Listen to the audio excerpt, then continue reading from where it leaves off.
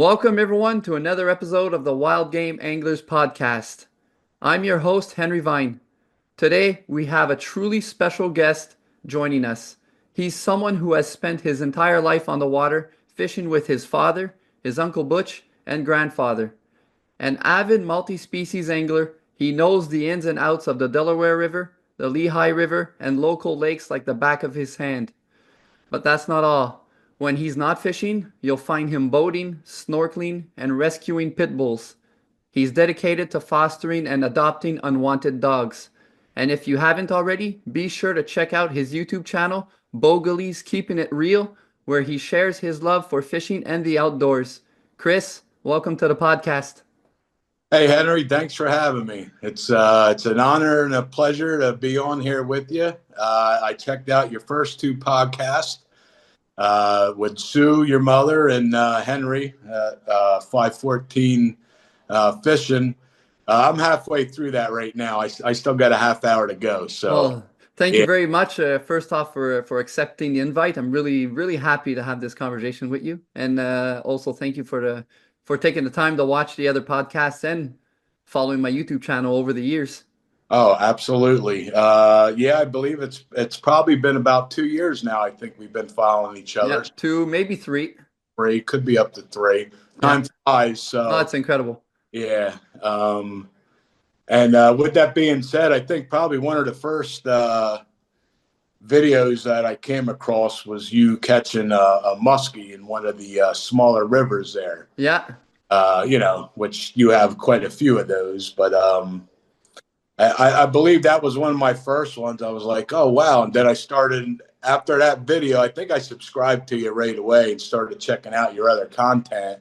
so it's And possible that you found me first because I don't recall yeah, exactly how it started. yeah, I was trying to think like if there was I couldn't remember anything certain, but I remember early on watching your videos with the muskies, and I think that's how it came about. Yeah. Oh, yeah, It's pretty cool, and there's like a little community in a way because there's you and like a few other YouTubers that like we're all commenting on each other's videos and the support that we show each other, and then it's like the community grew. oh yeah, that's I was gonna say that later. That's one of the things. Getting into YouTube, I didn't know that side of having a YouTube channel was a community. Yeah, me neither. I mean, I made so many friends just here in the States, Canada, other countries. Yeah, Uh, yeah, it was really surprising to me, the relationships, yeah, So, yeah, I agree. I got the same feeling. yep. I had no clue. So that was my biggest surprise with everything. So, Well, it would be cool if one day I cross the border or you cross the border, or like we both cross the border. Eventually, we meet up, and the oh, Delaware River actually it intrigues me a lot. It looks like an interesting river to fish, and I think there would be no one better than to be with you to fish oh on it. yeah, absolutely. Hey, anytime that you're down in the States and you're close, you're always welcome to the River House. I mean, you can stay there. It's not big, but Oh, doesn't need a big river house just to sleep, you know? yeah, it's one bedroom. It's just, it's kind of like a cabin. So, yeah, you're welcome anytime, man. That would Thank be you. up either here in the States or Canada. Um, I used to go up every year with my uncle. Um, but the last time I was up, I think, was pre-COVID. So it's been Okay. probably 6 years since I've been up there. But I definitely got to make my way back up. Yeah. Yeah. And which province would you visit when you would come? I went to Delta, Ontario. Okay. I don't know if you're familiar. You're, I'm uh, Quebec, so we're to the east of yeah, Ontario. yeah. I think it's about 40 minutes over the border, something like that. It's the Redoute chain. Part of the Redoute chain, there was a upper and lower lake we'd fish. Okay. Upper Beverly Lake, Lower Beverly Lake. Okay. So I know we're kind of off of what you have here. No, that's Uh, that's okay. you just brain going. But I started going up to Canada with my Uncle Butch. Uh, Okay. I really miss those days. I started going up. I was just like maybe getting into middle school. I mean, I Okay. was way into fishing by then, but we go up there yearly, usually end of June, first week of July. We go up Saturday to Saturday. Um, and I did that all throughout middle school, high school, out of high school. Then I started bringing some of my buddies with us as well. So there was at a point where we would get 4 cabins, and Okay. I mean, there'd be a real good amount of everybody there, and we'd have like the whole upper lake to ourselves. Yeah. Peace of mind, eh? It's what's that? Peace of mind. Oh yeah, yeah. It was my favorite time of year. It's what I looked for. Uh, Look those are forward to every. that's the age also that probably like hits us the most to enjoy a passion. That's I think in my teenage years, it was the neighbors of my parents at my mom's place. The neighbors they would go fishing up in northern Quebec in Latsuc, where you see my videos of pike fishing. Okay. So in that big region there, and every summer they bring me for a couple of weeks, and I think that's where my passion for northern pike and walleye really came in. And to this day, I'm still very passionate about it. So those are the years Oh yeah. that mark us the most. Yep. Yep. That's and my area here, there's not too many northern pikes, so that was like the one thing that I really loved about going up to Canada. Yeah, Uh, as you've probably seen in some of my videos, Spruce Run, they stock them, a reservoir that I frequent often throughout the year. Uh, I think I got 2 this past year there. So I don't get too many northern pike around here. So no, that it's more the chain pickerel. what's that? You guys have more of the chain pickerel. They're more Yeah, of the southern pike. yeah, Yeah, yeah. Well, I can say starting like my early beginnings, what got me into fishing, obviously my father and my grandfather. My grandfather was the first person who I went fishing with, my dad's dad. okay. Now, as far back as I can remember being a little kid, I'm talking, just getting into school age. I would be there all summer long. Now, where I Yeah, live, we're all close to the Delaware River. My grandparents' house was two streets, then railroad tracks, then a Delaware River. okay. So, as a kid, with my grandfather, watching me as a kid while my parents are working, he'd take me and we just walk down. We go to the river every day, even if it wasn't fishing, which we did, a lot of, just walking, just going down, checking everything out, just being in the outdoors. Yeah. Um, so yeah, I loved every summer doing that with my grandfather. And, naturally, then with my father, when I was younger, we used to go to Spruce Run a lot. He used to have a Volkswagen van, Yeah, yeah. the it was brown and it had the stripes going down the sides, Perfect for camping. yeah.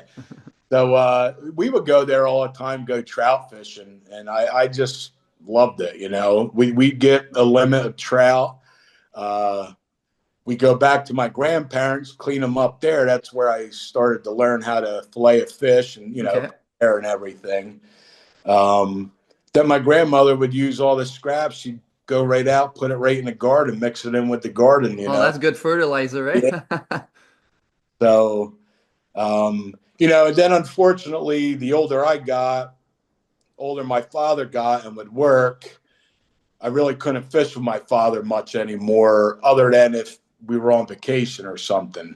Okay. Um, was really looking forward to his retirement. Unfortunately, he passed away. He just turned 60 at the time he passed away, so we never got to that chapter. I'm sorry to hear that. No, thank you. Yeah, but I just all the memories that I've had, you know, Yeah. and then the gap that was filled was my uncle Butch, who I got to go up to Canada with every year. So, Yeah. uh, yeah, very nice. So that's how everything started out with me getting involved and being in wood fishing. So Oh, it's that's been a part. And also, I have to add my wife. Actually, I'll be married 30 years this November. Uh, Congratulations. Thank you. We're high school sweethearts. Oh, So that's nice. we started dating our junior year in high school. So still, I was always fishing. So weekends would come. We would go down to Delaware River Friday night, Saturday night, get a fire going, catfishing, and she'd come down and also, fish. So, and that's what got her into fishing because she fell in love with catching catfish down there, Oh yeah. night fishing. So, Yeah. um, They're a strong fish. They're a fun fish to oh catch. yeah, yeah. So, yeah, just wanted to add that in, and Yeah. then shad fishing with her too. We used to go down even back in high school, shad fish from the bank, catch the American shad that run up the Yeah. Delaware. So, yeah, that's just another thing in there. I'm lucky that uh, she loves the outdoors, loves being out in the boat, loves the fishing just as much as me. Even if she's not fishing, she's out in the boat with me a lot. Like she'll be out Yeah. there, reading, doing whatever. We'll swim. I'll be fishing. So yeah, it works out perfect. That's excellent. It's great to share your passion. I know my wife, she doesn't accompany me very often at the moment because of the youngsters, but the some of the fishing, like when I go for muskie, I can't bring my kids for big Yeah, muskie. They're too young, so she can't accompany me. But she likes it. She likes when we go together, walleye, northern pike, and yeah, we're gonna be going with my daughter for the first time. I'll be going back up in Letsik for pike and walleye nice, very. in June, I believe I booked it. So, and we're gonna have a cottage over there for a weekend. So it's Oh, gonna be a nice look, family event. Our son is gonna be babysat. He's only gonna be 2 years old soon, so it's gonna okay. be us three. How old is your daughter? For 4.5 years. In June, she'll almost be 5 years old. She'll be five in August.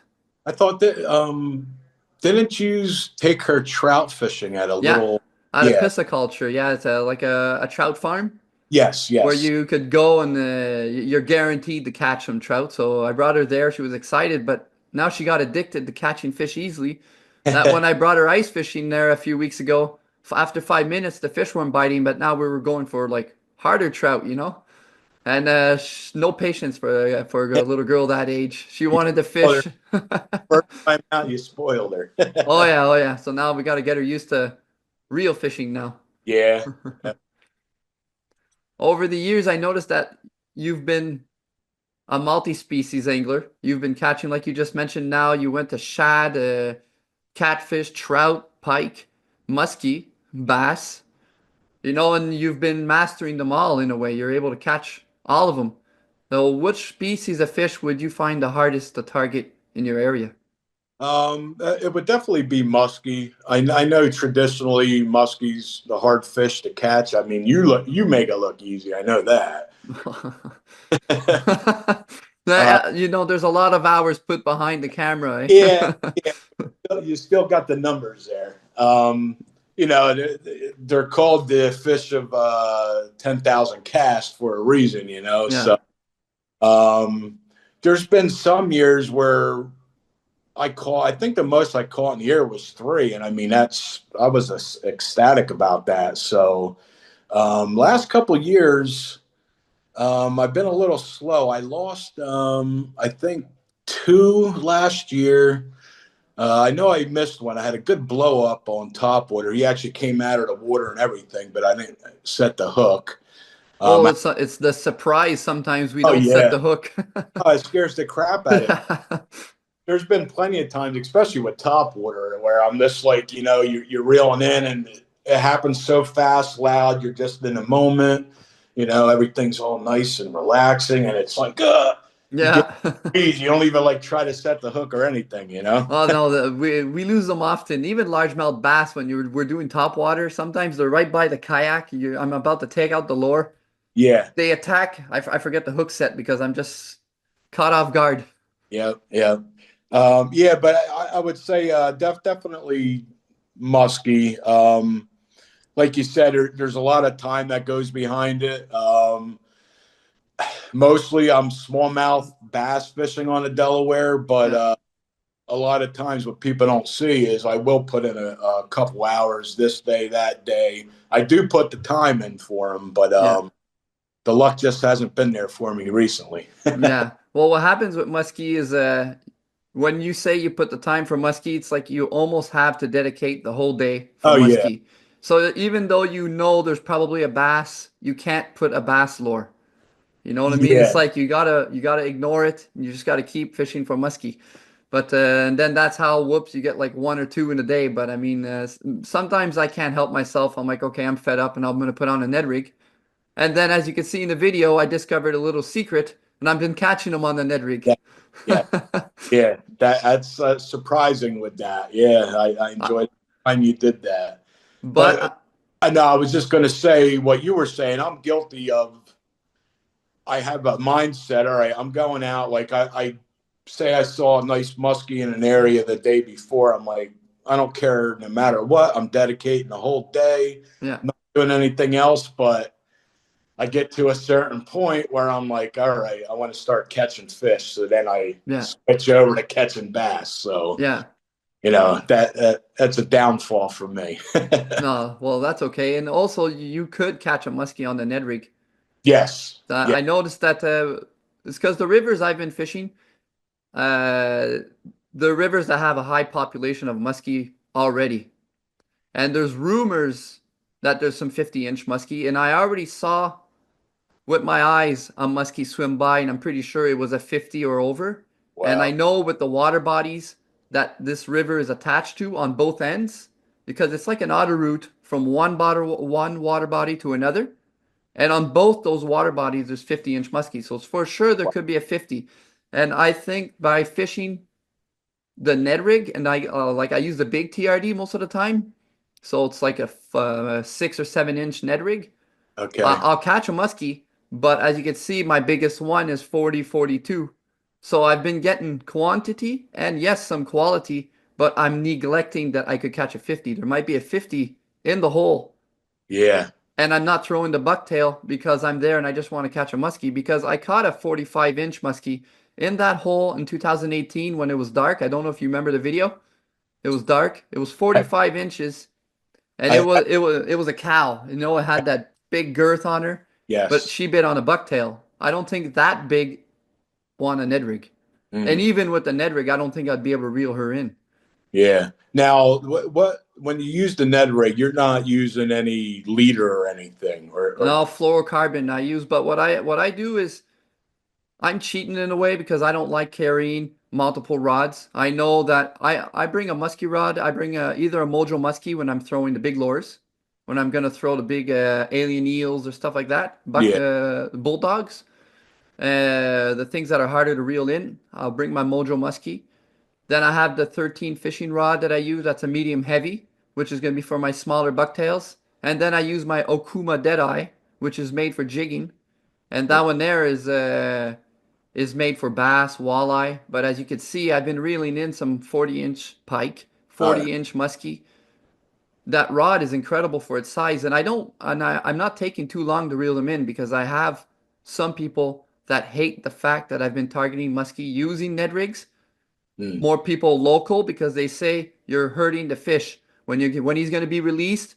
He's tired and he'll die. But let me tell you a secret. There's a muskie I caught. I recognize him and I could show you proof on the pictures. I've caught him on the Ned rig 3 years in a row.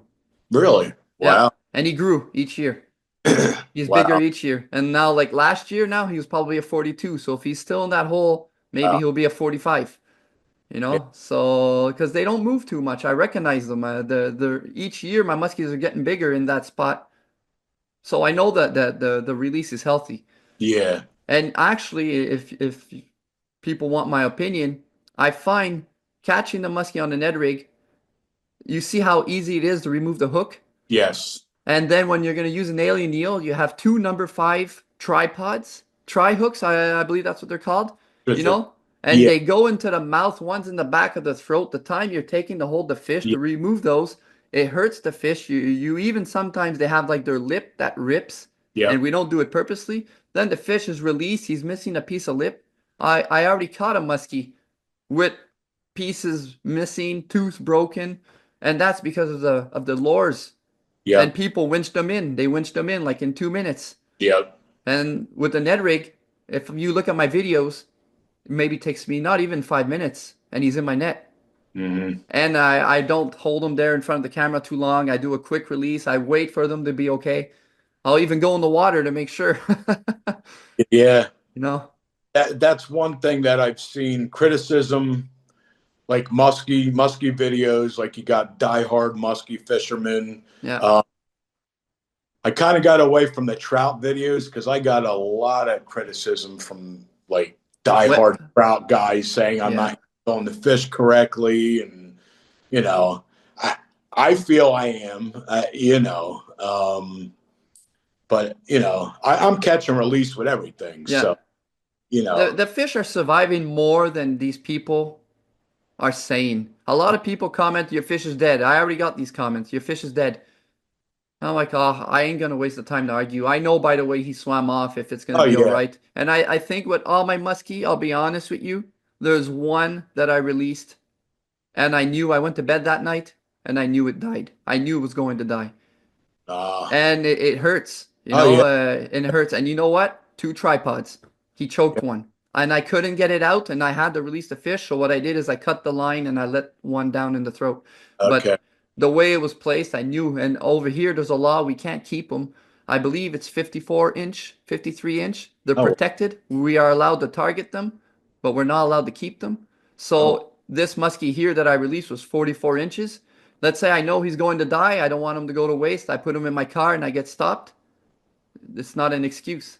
Then yeah, I become a poacher, so I yeah. have to release him. Yeah, that's a real shame. 54 inches is the wow. That's a big time limit. It's a huge muskie. I think it's 54. I know it's above 50, so it's big Yeah, muskies, and it's also to protect the species. And I know it's also because they're there to remove invasive species. yeah, Big muskies like that, we have problems with tench that actually got into our ecosystem. It's a fish from Europe that there was an illegal tench farm not too far from where I live, and it might be in the 90s. In the 80s or 90s, there was a flood, oh and wow. that flood went right into a pond where there was illegal tench, and those things they Are, lay eggs and they just spread. are they the ones that kind of look like a goldfish, or no? No, that would be the koi, right? No, you watch angling spiders, I believe, right? Yeah. Angling spiders. I've seen him target them a couple times. A tench? I don't think there's any in Alberta. Okay, yeah, But Henry from 514 just did a video of ice fishing and he caught a tench. okay. I'll have to check that out. So those are invasive species and they get kind of big. So what eats those? Big muskie. Yep, You there know, you. so but I find it's good to have those size regulations. It's a good sports fish to have. When they're at 40, 45 inches, it's a nice fish. I'm happy to release them. Yeah. I don't even know. I know back in the day around here, I think in New Jersey, limit was 32 inches. I couldn't even tell you in PA. People ask me limit sizes when I'm out. I'm like, I'm sorry, I don't keep fish, so I don't even pay attention to that. So, um, You don't keep any fish at all? no. Well, Never? see, last year the only fish that I kept was that snakehead because Oh yeah. you're not supposed to throw them back. So, um, and I don't know. I think you've probably seen it in my video. I don't eat fish, which is really weird. Yeah, okay, I recall now. I remember. My wife does, and the rest of the family. I don't. But yeah, that snakehead was the only fish that I lost or kept last year.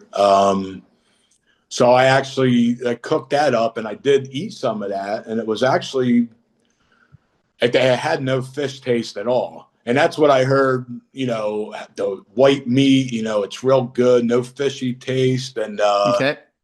it definitely had no fishy taste. And I had no problem eating it. The Oh, wife that's loved good. it. Yeah. Um, so if I, get another one of them this year, I'll He's be, going in the frying pan. yeah, yeah, yeah. And he fought good, your snakehead too, eh? Good Oh, yeah. fighters. Yeah.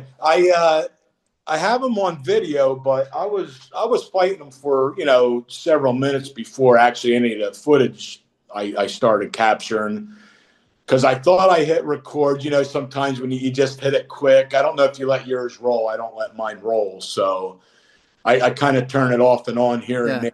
I'm getting a hit, I'll turn it on.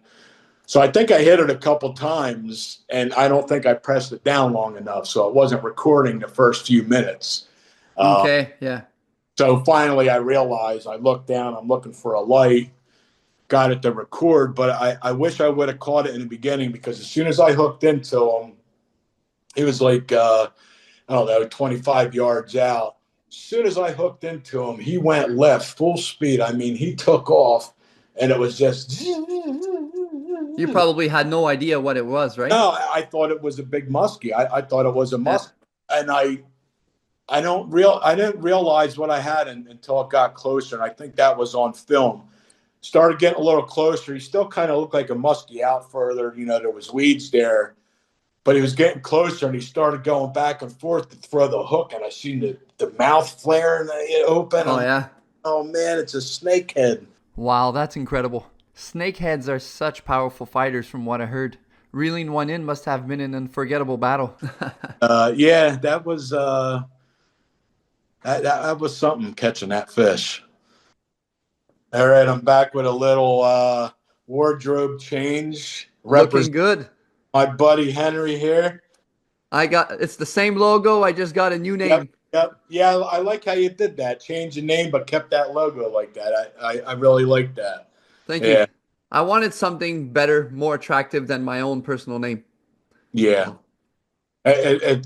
I know you haven't posted a lot of videos since you changed the name, but it's still when I first see it, I'm not used to seeing that name. Yeah, you're right. Have you noticed? Did you lose anybody or anything like that with the name change, or feel? Uh, Yeah, yeah, I lost in the beginning. yeah, I lost like 6 or 7 subs, but I mean, that's okay. Maybe people didn't recognize me, or maybe people saw the title of my video and they thought, oh, he's saying goodbye, he's quitting.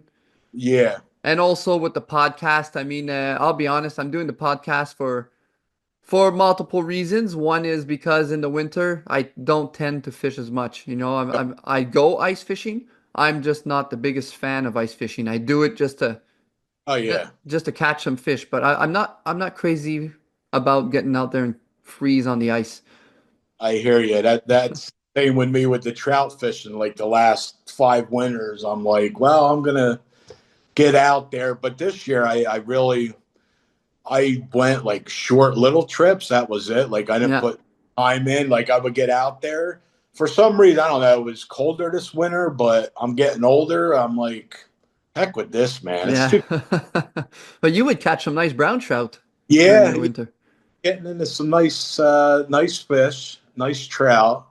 Um, but yeah, between the cold and just my knees, just from my occupation over the years and everything doing at home, like my knees are shot, all that. So it was a little tough to get in the waders and wade the Yeah. creek all slippery, you know. So So you're giving me a heads up of what I'm gonna be getting into. yeah, yeah.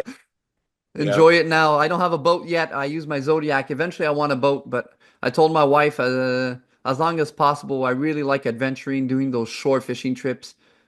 I mean, if Oh, I have a boat, I'm gonna lose out on another type of fishing. Of yeah, course, with a boat, I'll adventure new water bodies, and it's a different story. But for now, I just still got my mindset is set on going out in these riversides and yep. I've always enjoyed the bank fishing, like I said, growing up, but especially now that I got the river house on the Delaware. I've been there. I think it's going to be five. It's 5 years now. Um, it's hard to go and do those other type of trips when all I have to do is drive over to the river house, walk down the bank yeah. to the boat. Oh I yeah. mean, and just take off. It's, even if you just want to put an hour in here or there, you don't got to worry about launching the boat and taking it out. Yeah. I definitely got spoiled with Oh it. yeah, for sure. I'm talking with my wife that eventually I want to buy a little piece of land that doesn't need to have any cottage on it yet. It could be a vacant piece of land, and just by the river.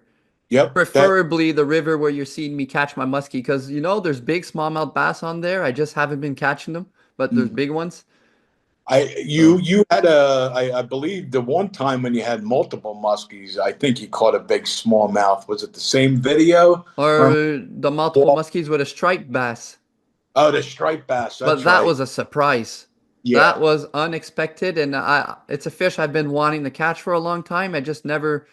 Each year, I've been even getting invites by Henry from 514, where Mm. he goes striper fishing all the way down near New Brunswick, Yep. and I can never make it. And then luckily, bam, I get one while Yep. musky fishing. Yeah. That was something. That's I watched those striper videos with Henry. Yeah. Him going there. And that's I think the last two I know this past fall I've been going out down to Raritan Bay saltwater for stripers with my buddy Jeremy, but he was having boat issues this fall and timing with everything and being busy, we couldn't get out for the fall run, which I mean, I don't know. I think you were following me back when I was putting them up. There was one we went out and it was nonstop. It was when Yeah. all the shad fingerling were coming down into the bay from the river, schools and schools. I mean, boats were just going in and out of each other. Oh It was yeah. like stop. I had my bicep was hurting just For sure. and the fight. I mean, with catching that one, how good they fight, Oh and yeah. my arm and my shoulder were sore for days. But I Oh, mean, I believe you. I only caught one. I thought it was bigger. I thought it was a bigger muskie. yeah, It was yeah, fighting harder than my 40-inch muskies, and it must have been what, a 26-inch striper. I'm yep, like, I think I got like a 45, 50-inch muskie on. yep. They're very combative. They also come up to Delaware. Some big ones. I've seen some big ones. Actually, back in the day, one of my best friends, Chris Gunnerman, he had the state record for New Jersey at the time, freshwater, that is, for striper. It was 31 pounds. Oh wow. Um, I think it might be up to like 36 pounds now. I forget, but I'll have to share that picture with you. Maybe you can flash it up or Yeah, something. for sure. Yeah, for the intro. Yeah, I'll share that and some other pictures I can try to share with you. Yeah. Um, with some of the things you asked about unusual catches and stuff, Yeah. it, the one I have a flathead catfish. They were never in the Delaware River before they got introduced into the Delaware somehow. I don't know if they came from the Susquehanna, came upriver, maybe in the last 10 years. So I targeted them a few times. Nothing. So me and my buddy Jeremy, who I go out striper fishing with, we went downtown here, Phillipsburg East, and went under what we call the Free Bridge, anchored right underneath. We were using live eels, probably about 12-inch eels. Yeah. um, when I got that one, that fight, that was, I think, like in August. It was hot, muggy night. I was sweating. It took me forever. I was in current, like I said, 40 pound or 40 inches, 39 pounds. Um, broke the net when he got into the net, and he even had two hands on the net trying to bring it in. Broke the net. Um, but the funny thing about the whole fight, you got cars on the bridge going across and everything, and there's a walkway up there. Once we got that fish in a boat, there was a guy just started spazzing out, yelling above us. I looked up and Oh, he's looking down. Oh man, I watched the whole thing. So this guy was up there like for a half hour watching me fight this fish, and he was so oh, excited. that's cool. Then I was like, yeah, that was so cool. I had no idea that he was up there even watching it. But yeah, that's probably one of my it is my best catch to date, pound wise. Lengthwise, I got that 42-inch muskie several years back. Yeah. Was that one on the angling spiders Yeah, spoon? yes, that was the well, it wasn't an angling spiders. His custom made, right? No, it was a No? Len Thompson one Oh of the yeah, yeah, you're right. From angling spiders. Yeah, The it was a one custom one. logo I hung up. The other one that I won, I went out and I specifically, I'm like, I told him, I'm like, Sean, I'm going to get a muskie on this thing, you know? Yeah. Sure enough, it was after work. I wasn't even out there long. I went to an area where I know they are, you know, and got that one. You talk about using not ultralight, but lighter gear catching Yeah. a muskie. You know, I had a 5 foot pole, Eagle Claw, 5 foot rod reel. I had 10 pound test on there. You Um, got to play smart. I wasn't thinking of 2 inch muskie. I'm thinking, because I see them laying around and basking in the sun. I see a bunch of 30 inches or whatever. You know, I Yeah. wasn't a 42 inch, but yeah, that was something. And I was planning on fishing that whole evening into the night, and I'm like, I'm Oh satisfied. yeah, for sure. The adrenaline has been accomplished. I was on such a high after that. Yeah. Oh, that happens to me too sometimes. Like I could keep fishing, but I'm already like so happy. It's like Yes. I don't need another. You know, Yep. it's like I just go home. Yep. Yeah. Just to change the topic quickly, from apart from fishing, you love boating and snorkeling. What draws you to these activities, and do you have any memorable adventures to share? Well, with the snorkeling, anything outdoors, boating, the snorkeling. I mean, I love anything being outdoors, nature. I just love to get away. You know, Yeah. the snorkeling. Well, I got into snorkeling. My first time it was actually our honeymoon. I was down in the Bahamas, and that was the first time I snorkeled. And Okay. I mean, I was amazed, especially down there, the salt water. You know, I went out on a boat, a guided snorkel trip. So they throw the bread out, they're on the reefs, and it was like your own aquarium. You know, you're just in the water, you have all these beautiful erotic fish and all the Yeah. color thing. And I was just like hooked. I started doing it like every single day while I was down there, not out on that boat, but even just off the shore or whatever. So once I got back, I think it was like 2 years later, went down again, had a great time with the snorkeling again, and got back, and I'm like, well, I never see anybody freshwater snorkeling. I'm like, I'm going to give it a shot. Now, naturally, you don't see all the beauty of Yeah. the salt water, but I mean, it's still interesting. You fish these areas and you're out there snorkeling. You get to see all the Yeah. structure, the rock formations, you know, things up close, the little creatures. And you even got close-ups on like some smallmouth bass, Oh yeah, turtles also, eh? the yeah turtles, the freshwater. But I also my we went down to Bahamas this last fall, late fall, early winter. I forget exactly when it was, but and that's exactly what I did there. I didn't go out on an excursion snorkeling. I just snorkeled right there at the beach at the hotel. And I didn't see a lot. I saw some. There really wasn't any of the coral reefs or anything out there. There was some edges and stuff. But I got to see sea turtle. First time I've seen a sea turtle. And I Oh was yeah. just, once I saw that thing, and I'm like, you know, you're trying to breathe, breathing through the snorkel. And that same week, I saw the stingray. Beautiful. I mean, Oh, that's impressive. the wingspan with that and Oh that thing yeah. by the colors on that thing was amazing. Yeah. But back to the freshwater.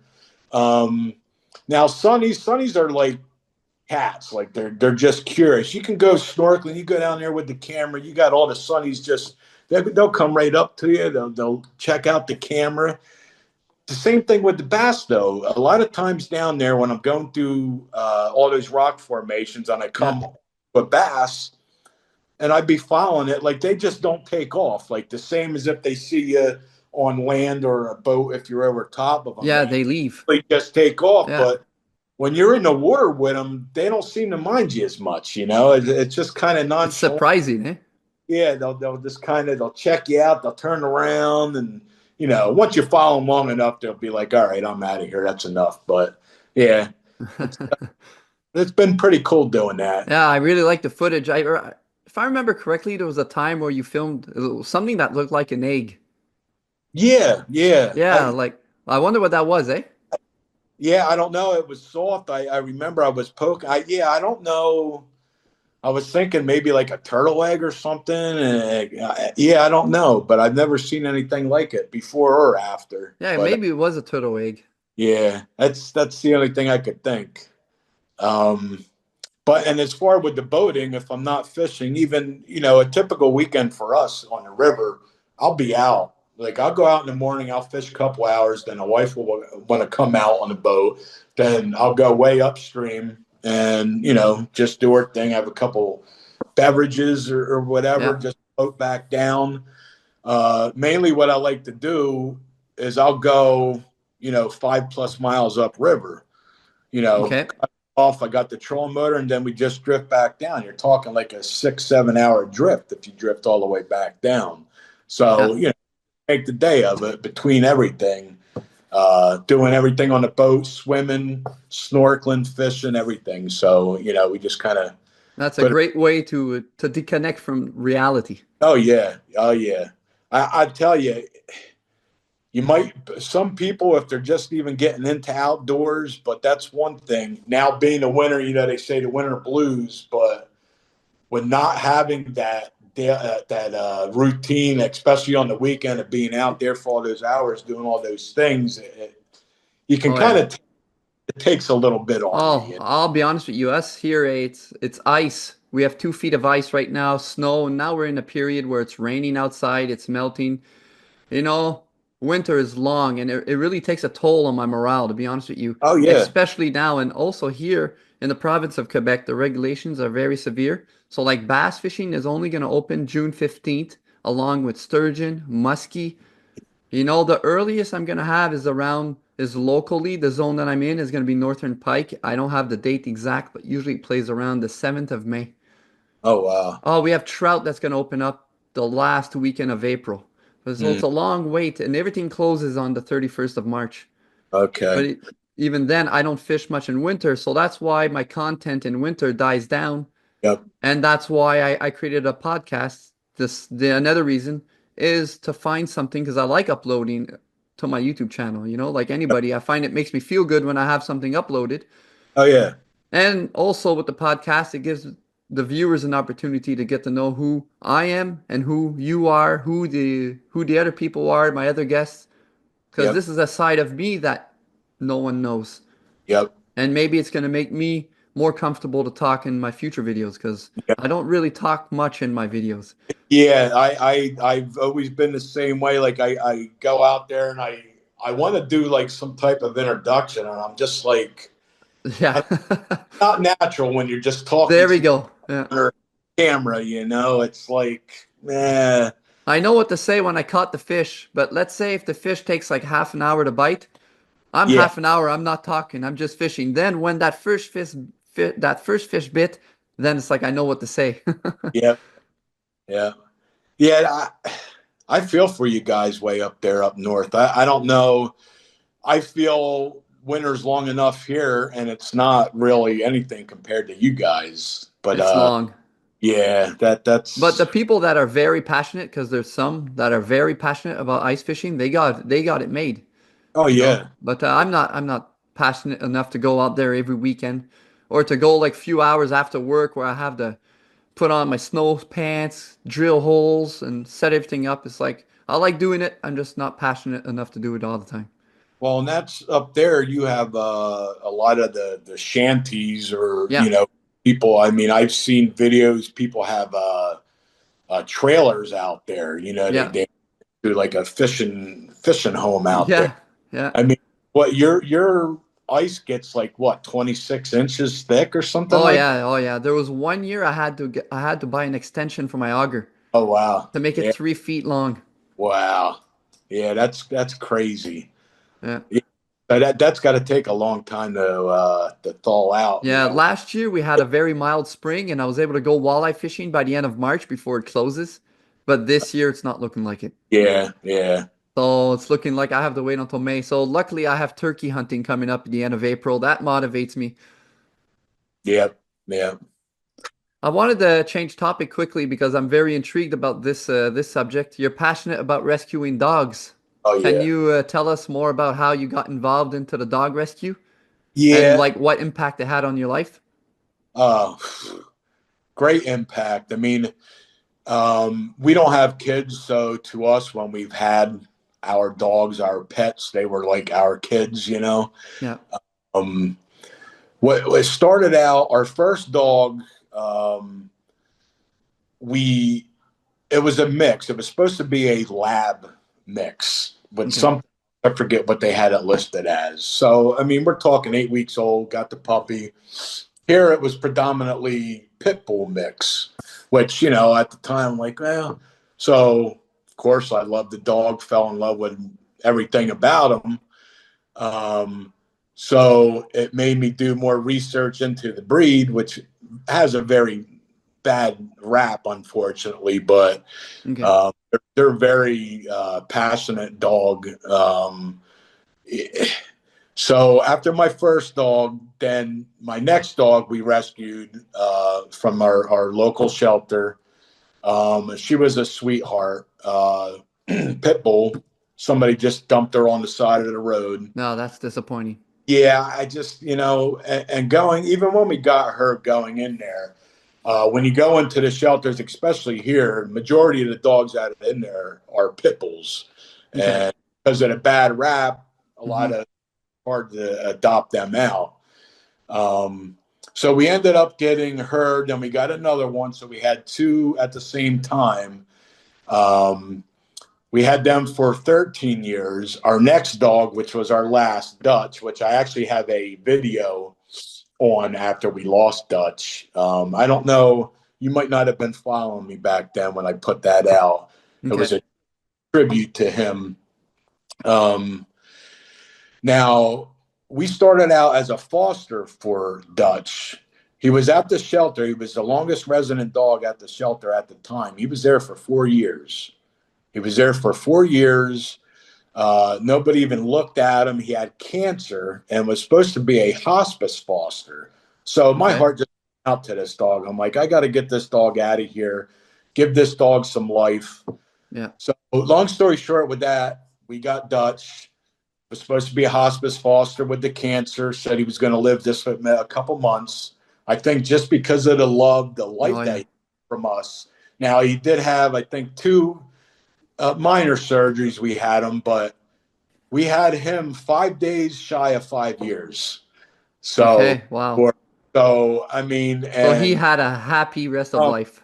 yeah, I was just, I was so happy. I think that just erased all his horrible past. Yeah.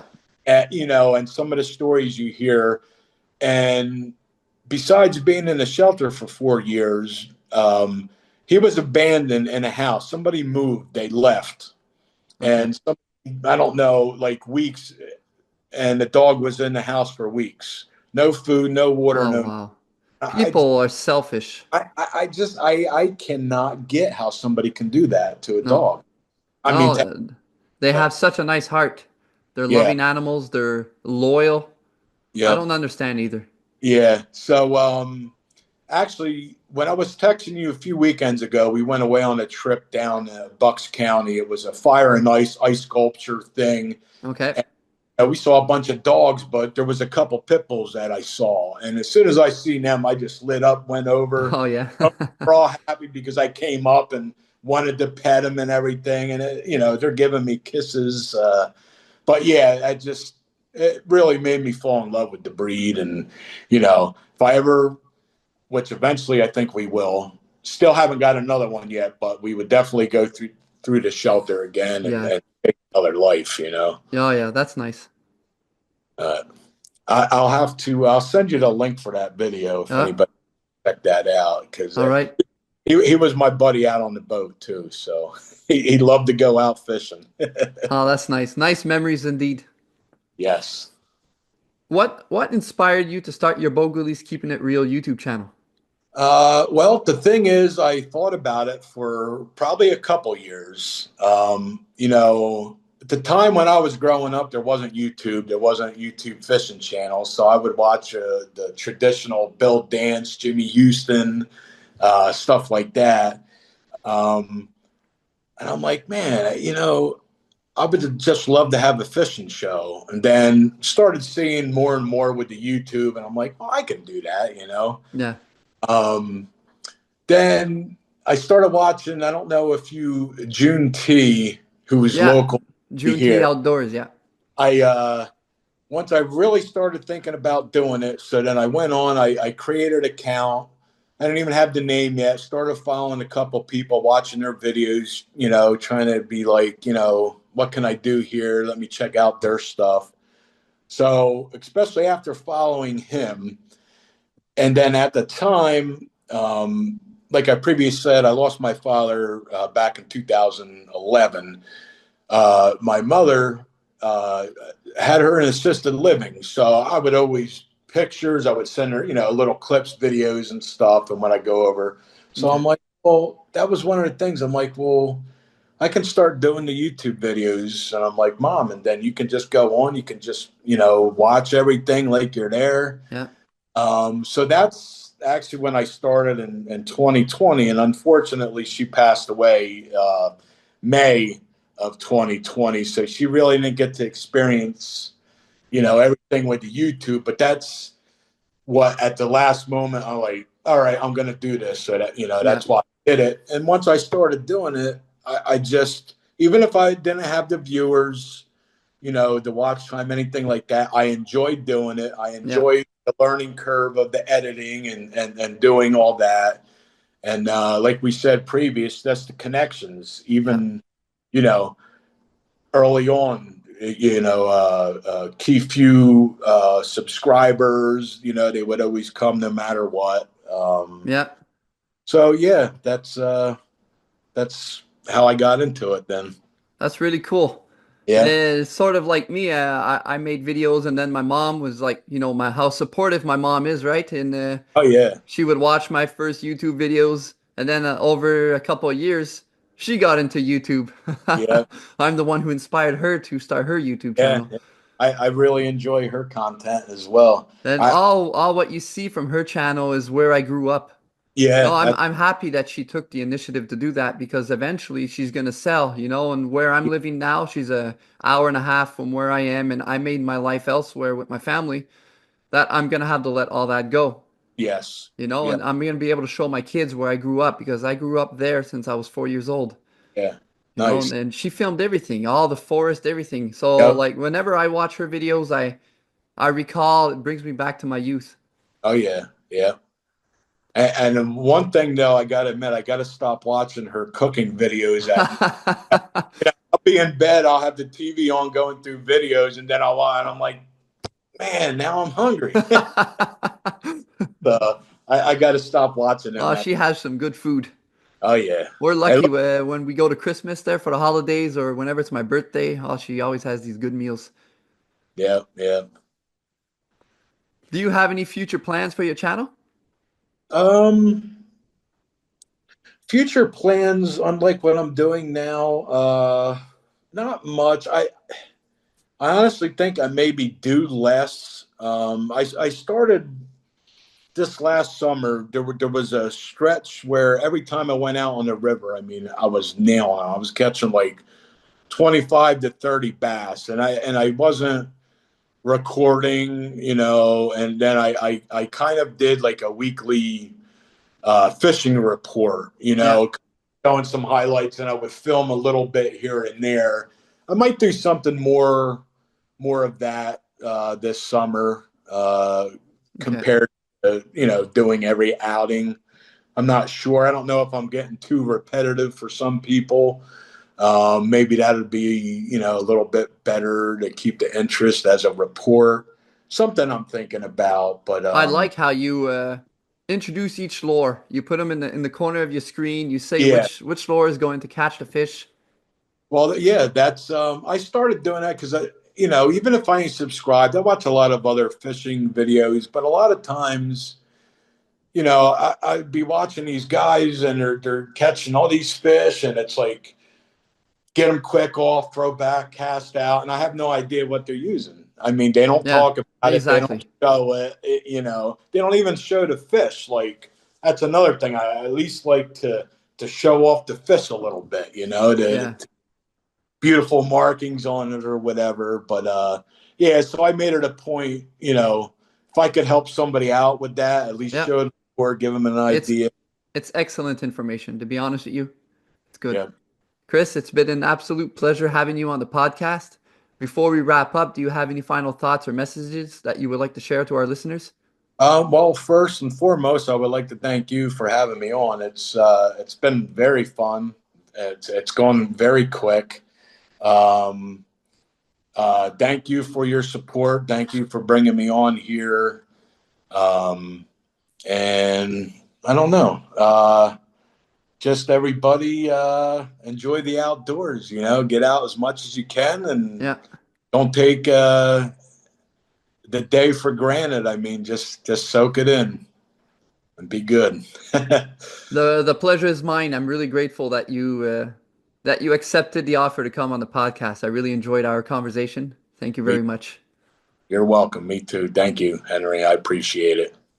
I also thank everyone who tuned in to listen to this episode. We hope you enjoyed the conversation as much as we did. Remember to check out Chris's YouTube channel, Bogelly's Keeping It Real, for more exciting fishing content.